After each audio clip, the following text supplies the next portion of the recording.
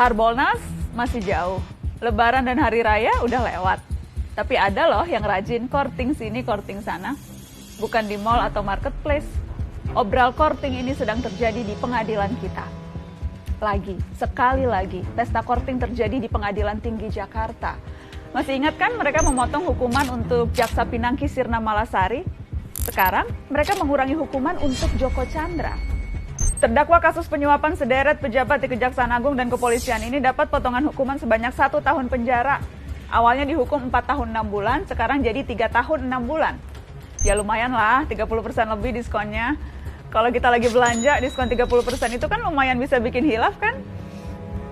Courtingan hukuman untuk Joko Chandra kali ini dengan alasan karena Joko sudah menjalani pidana penjara terkait kasus sebelumnya, pengalihan utang atau sesi Bank Bali di tahun 2009. Alasan lain, Joko juga sudah menyerahkan dana yang ada dalam escrow account Bank Bali sebesar 546 miliar rupiah. Duh, gimana sih?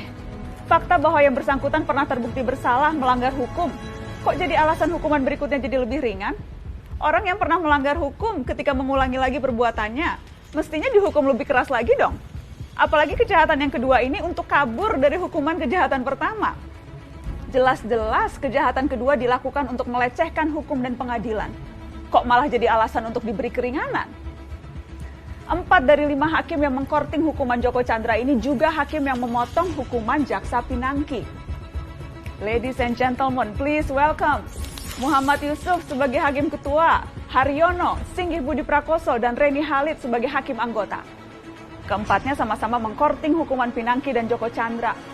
Nah, kalau Joko Chandra dikorting 30%, Pinangki ini kortingannya malah 60%.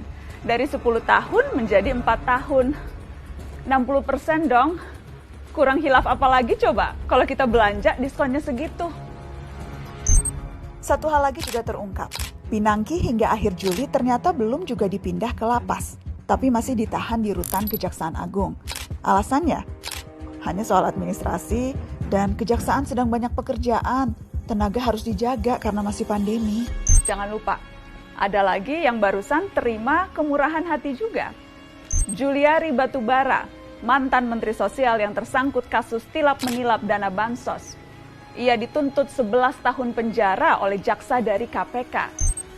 Korupsi di tengah pandemi loh. Kurang buas apa lagi coba? Perlu digarisbawahi, jaksa yang menuntut 11 tahun itu dari KPK. Iya, KPK anak buahnya Pak Firly Bahuri. KPK yang sekarang itu, yang beberapa bulan lalu berani koar-koar soal hukuman mati mereka yang menilap uang rakyat di masa pandemi. Penegakan hukum ini soal bobot, soal ukuran, juga soal kepantasan. Yang pegang kendali memang hanya beberapa, tapi kita bisa menilai seberapa impas dan pantas.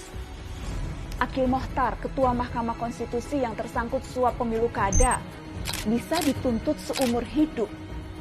Kenapa yang mencatut uang makannya rakyat miskin yang sedang terjepit karena pandemi, kok hanya 11 tahun? Repot ini, repot.